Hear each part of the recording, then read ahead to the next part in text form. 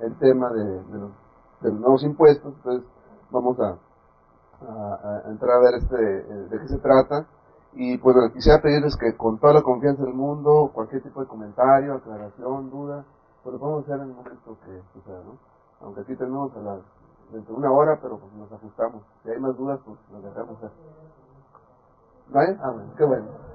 Los felicito. Pero no se cansen. Sí, pero cualquier tipo de preguntas, como dicen por ahí, no va a haber una sesión de preguntas y evasivas, como le decimos, o preguntas y respuestas, ¿no? Pero cualquier tipo de comentario, sí les agradecería que le podemos hacer en el momento. ¿De acuerdo? Bien. Conociendo este impuesto, bueno, aquí no apareció el nombre del impuesto, pero es el famoso IEPU, ¿no? El impuesto empresarial de tasa única. Para entender un poquito de qué se trata este impuesto, pues vamos a ver los elementos esenciales, es decir, para conocer, si no, de alguna manera no hemos tenido la oportunidad de analizar el impuesto, pues una manera adecuada de conocerlo es precisamente conociendo los elementos de todos los impuestos. Los elementos de todos para que exista un impuesto son sencillos, hay que saber quién es el sujeto, quién es el objeto, qué es la base, cuál es la tasa. Conociendo todo eso, prácticamente ya nos podemos ir y sabemos todo, ¿no? Pero de eso se trata, conocer los elementos de ese impuesto, ¿no? Primero, ¿a quiénes van a gravar? Que sean los sujetos. Los sujetos del impuesto vendrían siendo todas las personas físicas y personas morales residentes en México, asimismo algunos extranjeros con establecimiento permanente en México. Entonces, en primera instancia, personas físicas y personas morales residentes en México. Ese es el primer supuesto. Es decir, ahí ya sabemos quién. Ahora, ¿qué? Se vendría siendo el objeto. ¿Qué es lo que va a grabar este nuevo impuesto? Este nuevo impuesto se va a enfocar a tres conceptos. Tres conceptos, básicamente. ¿Cuáles son esos tres conceptos? Van a grabar la enajenación de bienes, la venta, va a grabar la prestación de servicios independientes, que son los honorarios, y el uso o goce temporal de bienes, que es el arrendamiento. Entonces, ya podemos, por ejemplo, ir ligando. Bueno, ya me dijiste que son personas físicas y personas morales, que se dedican a qué. Bueno, personas físicas y personas morales que se dedican a la venta, a la prestación de servicios y el uso o goce temporal de bienes. Entonces ya empezamos a lo mejor ahí a trabajar lo que a lo mejor de las situaciones particulares, pues ya estamos viendo que, por ejemplo, una persona, una constructora, pues presta un servicio o enajena algún bien, pues ya podemos estar viendo que va a estar grabado. Inclusive, hablando de personas físicas, pues bueno, las personas físicas con actividades empresariales y profesionales van a ser sujetas del impuesto, así como también las personas físicas que rentan bienes, los arrendadores que conocemos, pues van a pagar este impuesto. Ya podemos descartar algunas otras, por ejemplo, una persona física por salario, pues no está contemplado en ninguno de estos conceptos. La persona física que recibe, por ejemplo, los socios de las empresas que reciben dividendos, ellos no, por los dividendos que reciben, no van a pagar este impuesto. Entonces, ahí nos podemos dar una idea de a quiénes graba y qué es lo que está grabando. ¿De acuerdo? Entonces, la venta, la prestación de servicios independientes y el uso o goce temporal de bienes. Esos son los tres conceptos que va a grabar. ¿De acuerdo? Bien. Ahora la base, ya sabemos el sujeto, ya nos quedó más o menos claro quién. Ya nos quedó claro un poquito qué es lo que va a grabar y ahora cómo. Que viene siendo la base. La base vendría siendo, a manera general, ingresos y deducciones. Pero luego hay que analizar pues, cada uno de los dos elementos. Es decir, vamos a ver cuáles ingresos y cuáles deducciones, que es básicamente el meollo del asunto, ¿no? de este nuevo impuesto. Para empezar, bueno, también antes de proseguir, es importante que tomen en cuenta que este nuevo impuesto, si de alguna manera estábamos acostumbrados a calcular el impuesto de la renta, pues no hay que olvidarnos del ICR. Vamos a tener que seguir calculando el ICR y ahora este nuevo impuesto, que es el IEP, o sea, va a ser un impuesto que va a ir a la par en el cálculo, vamos a hacer dos cálculos. De hecho, no es, para los contadores no es nada nuevo, porque de hecho lo veníamos haciendo anteriormente, nada más que hacíamos el ICR y el impuesto al activo. Como información, el impuesto al activo desaparece a partir del 2008, es decir, ya a partir del 2008 no vamos a pagar o no se va a calcular el impuesto al activo. El último año que lo vamos a hacer es en este cierre del 2007.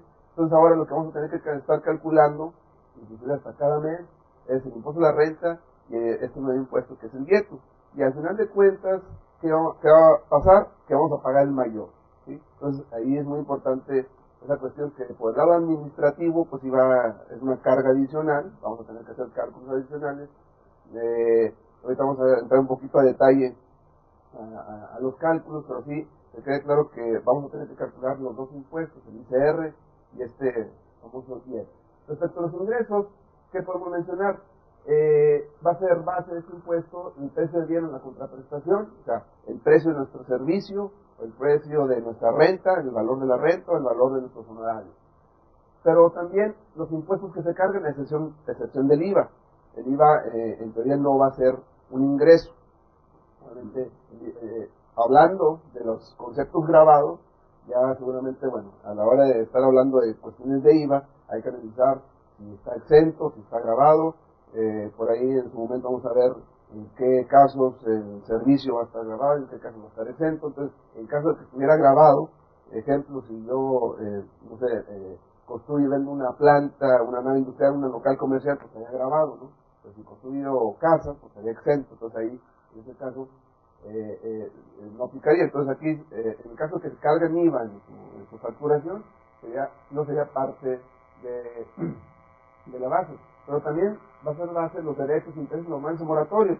Si en mi factura al cliente, además del precio del servicio que va a hacer, le cobro intereses normales y moratorios, esos intereses vienen siendo parte del ingreso acumulable para efectos del IEP. Entonces va a crecer la base. Penas convencionales, incluyendo anticipos o depósitos, muy importante, cuando se manejan con ese tipo de conceptos, anticipos y depósitos, sucede lo mismo con el IVA, bueno, en caso que estuviera grabado, pero en este caso, los anticipos recibidos van a ser base de este impuesto, inclusive los depósitos que se reciban va a ser un ingreso acumulable para efectos de este impuesto.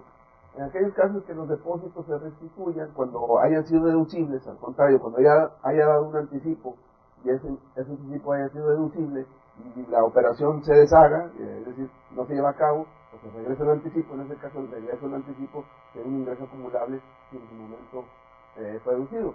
Una parte importante es la manera en que, o el momento más bien, que se van a acumular, que es conforme efectivamente se cobre. Es decir, al igual que el IVA, bueno, en muchos de los casos no se calcula el IVA porque está exento, los ingresos para efectos del IEP se van a acumular conforme efectivamente se vayan cobrando.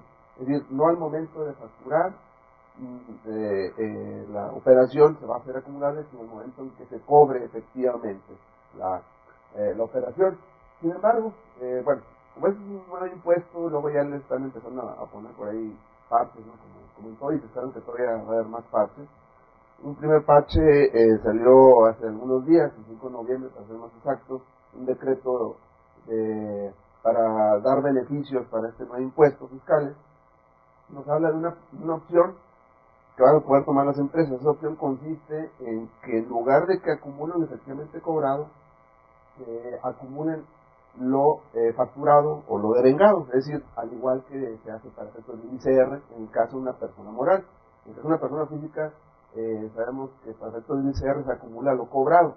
Si el contratista es, por ejemplo, persona física, pues para efectos del ICR, para efectos del IEP va a acumular en el mismo momento, porque son efectivamente cobrados en los dos impuestos. Entonces, si es una persona moral, para el ICR, por ley, lo va a hacer conforme lo cobre el IEP y el ICR conforme lo facture.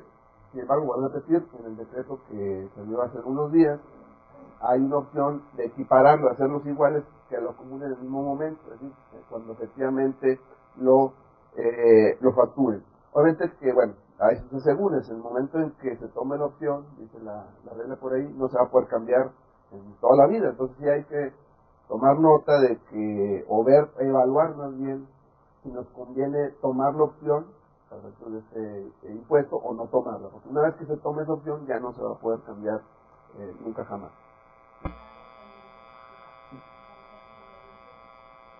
Así es. Hay una serie de reglas transitorias, como esta ley efectivamente entra en vigor a partir del 2008. Hay un conjunto de reglas que por ahí incluso las puse, pero me adelanto para contestar la pregunta.